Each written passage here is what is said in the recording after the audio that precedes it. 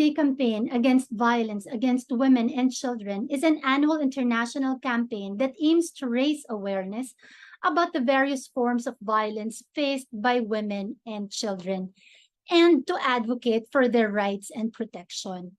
This campaign begins on November 25th, which is the International Day of the Elimination of Violence Against Women, and ends on December 12th, which is the International Day of the Rights of the Child.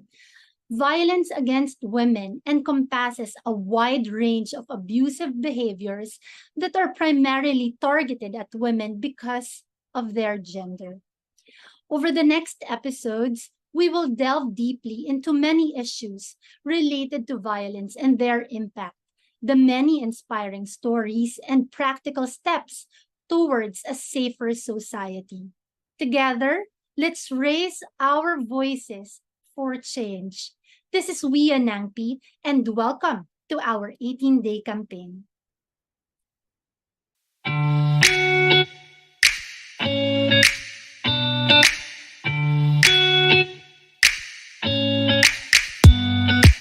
Important disclaimer. This podcast may contain content, language, and discussions that could be unsuitable for certain audiences. Listener discretion is advised. The views and opinions expressed by the hosts and guests are their own and do not necessarily reflect the views of the podcast platform. Parental guidance is recommended. Additionally, please be aware that this episode includes discussions about violence against women. A trigger warning is issued, and we encourage sensitive listeners to exercise caution. Thank you for understanding.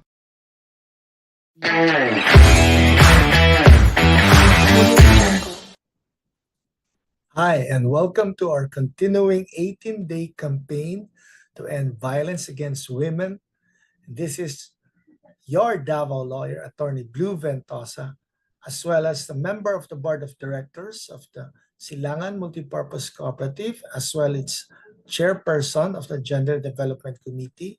And I am also a member of the Gender and Development Committee of 𝐂𝐚𝐦𝐻𝐞 Network, representing Mindanao, and presently the vice chairperson of the Gender and Development Committee. As we have discussed earlier, the anti-bullying law, as implemented by the schools, whether public or private, we will go to the realm of online, which is the cyberbullying. And we will try to digress much from the too much legality, but we will go to the practical side of the said topic, and we'll try as much as possible to give examples and to give some tips on how to avoid being a victim or being a perpetrator of cyberbullying. So let's watch this presentation. So now we will continue. We are still on the topic of Republic Act 10627 on Anti-Bullying Act of 2013. And join me today, Attorney Jose Vicente Blue Ventosa III, as we will go deeper into cyberbullying. StopBullying.gov defines bullying that takes place over digital devices like cell phones, computers, and tablets. So this is how they define cyberbullying. Cyberbullying Research Center says that willful and repeated harm inflicted through the use of computers, cell phones, and other electronic devices. Essentially, it is the use of electronic communication to mirror the way a person would be bullied in real life, typically by sending messages of an intimidating or threatening nature. So what we need to know is that cyber violence and online abuse often targets women and girls. And what is illegal offline is illegal online. A considerable number of women and girls are victims of cyber violence, in particular of online sexual violence, revenge pornography, and sexist hate speech. Taking into account of gender equality, the prevention and control of cybercrime is important because it helps shape effective responses, interventions, and services to cybercrime. Victims of cyber violence are often not aware of their rights and do not know how to get help. That is why we are here today and even through after the 18-day campaign to help educate our listeners, our viewers, and all our citizenry of this cyber violence. While solutions to online violence, in particular sexual abuse against children, are available, there are gaps when it comes to responses to online violence against adults. A more integrated, gender-based approach to cybercrime should help design more effective solutions to these challenges. A stronger gender equality perspective in the criminal justice system would produce different outcomes. In some countries, criminal justice sector remains primarily a male-dominated domain, in particular with regard to high-level positions. And female criminal justice professionals in most countries appear to be underrepresented in institutions dealing with cybercrime. Other gender equality aspects, a stronger gender equality perspective in the criminal justice system would produce different outcomes, such as women and men often highlight different concerns and bring different perspectives and solutions to policy making. And there are certain crimes or types of cybercrimes which are not gender neutral.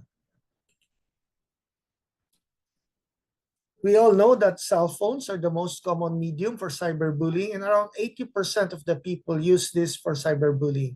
Cyberbullying is often disregarded because the online spaces removes the physical characteristic of the interaction to some point.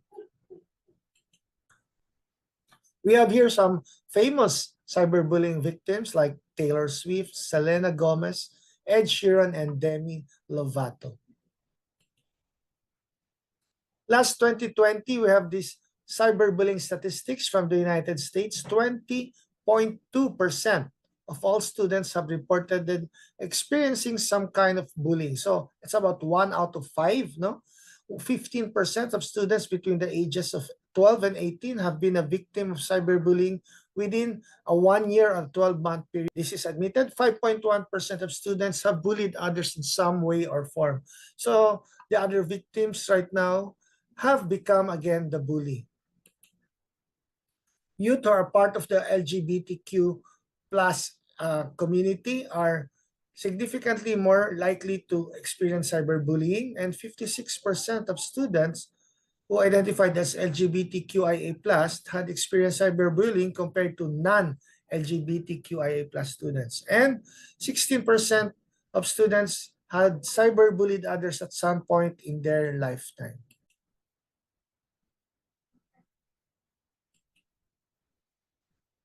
Other statistics, teachers listed cyberbullying as the top online issue for students in a survey by Google ahead of privacy, inappropriate content, and other content. So, top 1 pala talaga ang cyberbullying doon sa States. And bullies are more likely to have problems with substance abuse and violence later in life. Those who are bullied at an increased rate risk for anxiety and depression, as well as poor academic performance, and sometimes not even finishing school. So what are the differences of bullying versus cyberbullying? Here, we have first anonymity. While victims usually know who their bully is in the real world, online bullies may be able to hide their identities. The anonymity of the internet can lead to crueler or harsher abuses from the bully, all the while the victim has no means of discovering who his or her harasser is. Relentless. Bullying typically ends once the victim is removed from the negative social situation in the real world. However, smartphones, laptops, and other devices have made it possible for people to communicate with each other at all hours from nearly all locations. So the cyberbullying and cyberbullies may be able to torment their victim 24/7, making it difficult for the victim to escape by going home or even changing schools. Public. In traditional bullying, people often who interact with those involved will know of the abuse because there will be some witnesses.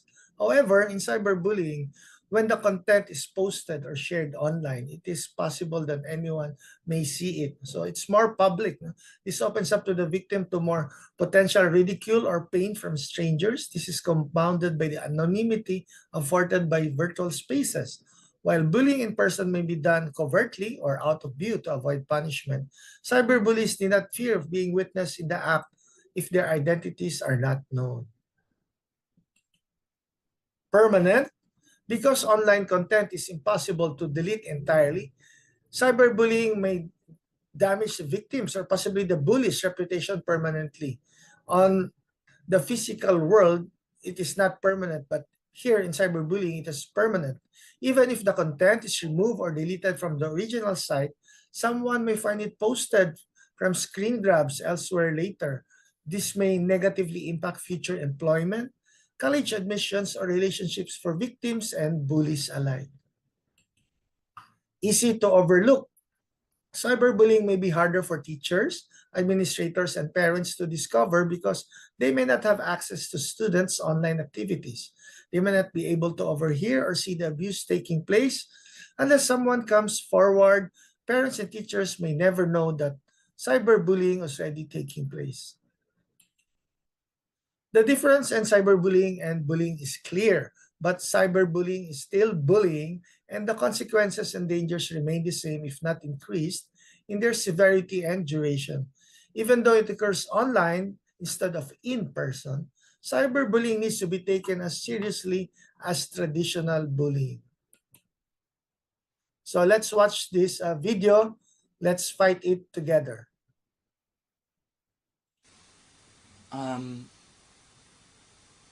Hi, my name's Joe. I don't really have anyone to talk to, so I thought I'd tell my story like this. When it all started, I just tried to laugh it off, but it just went on and on.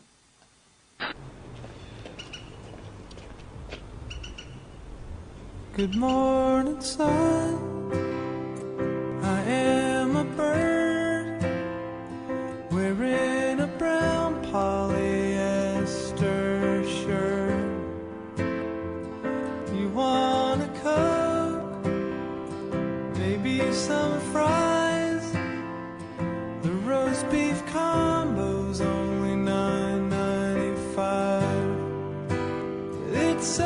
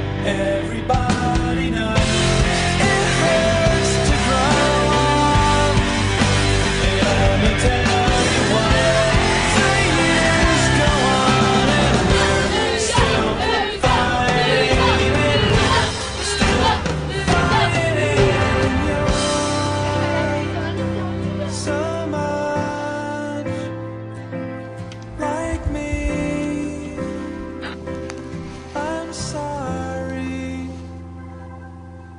Well, that's it.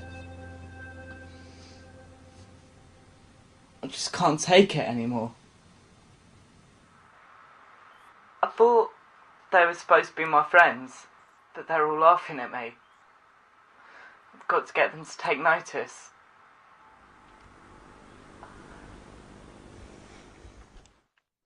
Everybody knows it sucks to grow up, and everybody does. So weird to be back here.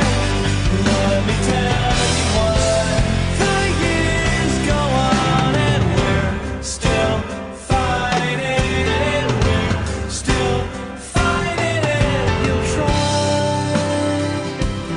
and try. And one day you'll fly away from me.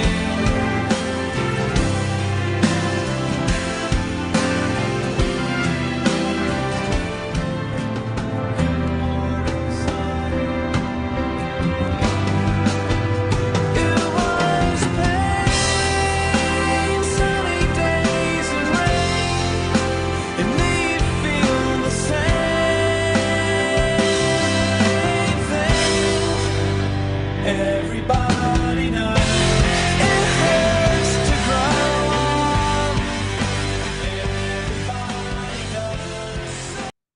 Right. So I hope we have learned a lot, no, from that video. Although medyo luma na, no, kasi Nokia pa, hindi pa smartphone talaga yung kanilang phones. But nandun nakikita na natin yung it starts innocently, no, then it starts yung from jealousy siguro, mukhang sip-sip yung bata, na iinggit yung kanyang mga klase, then there are some anonymous messages, no, then some anonymous calls, then yun, anonymity na doon, no? Kita natin yung mga permanence, yung public siya. So hopefully, we'll also try to see the other examples, no, of cyberbullying. So let's continue to watch this presentation. So now let's see some examples of cyberbullying. As we know, as technology has developed over the past years, no, cyberbullying has become an increasingly larger issue. The immense popularity of cell phones, instant messaging apps, and the rise of social media have opened up an ever-growing number of ways for cyberbullies to hurt their targets. Various forms of cyberbullying often overlap, and the bully may choose to employ or combine multiple tactics to hurt their target. For example, they may share private information about someone after gaining access to their account. In addition, all these different kinds of cyberbullying may take place on different devices, social media websites, forums, text messages, or mobile apps. Someone may not even realize that they are bullying someone, or even that they're being bullied. Much like offline harassment, online harassment involves sending abusive or offensive messages to an individual or group. Harassment takes great effort on the part of the bully to hurt the victim. Further, it is intentional, repeated, and constant. The victim will often have no reprieve from the bully, especially over a period of time. These messages have a negative impact on the victim's self-esteem or confidence. Okay, cyberstalking. Cyberstalking is a form of harassment. These messages are often no longer just offensive or rude, but more threatening in nature. Messages may escalate to threaten the victim's physical safety. Cyberstalking can lead to an in-person harassment or stalking. Exclusion. Exclusion is the act of deliberately ostracizing the victim. This may involve leaving them out from social media groups, chat rooms, messages, events, or activities. It may mean purposely having conversations on social media platforms or apps that the victim does not have access to, or that they see but are unable to join. The group may then go on to say cruel or rude things about the excluded person behind their back. Outing. Outing is when the bully publicly shares private messages, pictures or other information about the victim on the internet. This is done without the victim's knowledge or consent and is meant to embarrass, shame, or humiliate them. The information may be trivial or more private and serious, but either way, it is a form of outing. Later on, we will discuss Republic Act 9775, which is the anti-child pornography law, and Republic Act 9995, which is the anti-photo and video voyeurism law, wherein these offenses may be add up to the cyberbullying, which is done under this Republic Act 10627. Masquerading occurs when the bully or possibly even bullies assumes another identity to anonymously harass the victim.